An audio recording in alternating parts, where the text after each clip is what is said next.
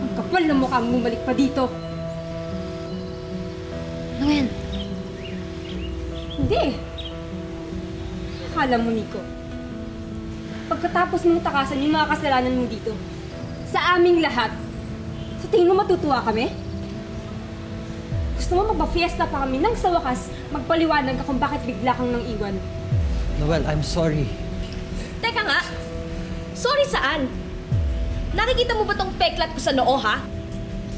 Ilang buwan akong hindi nakalabas ng bahay dahil dito. O sa hospital bills dahil nabalian ako ng braso. Hanggang ngayon, baon pa rin sa utang sina tatay. O sa scholarship ko na napurnada dahil hindi tayo nakasali sa contest last year? O kay Kuya Yui na binaldado mo. Nico, sinira mo ang kinabukasan ng kapatid ko. Naming lahat. Guys, kalma. Bigyan naman natin siya ng chance magpaliwanag.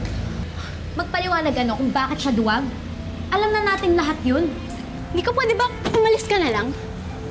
Umalis ka na lang, please. Magaling ka naman tumakas, Nico eh. Huwag ka nalang magpakita utang na loob.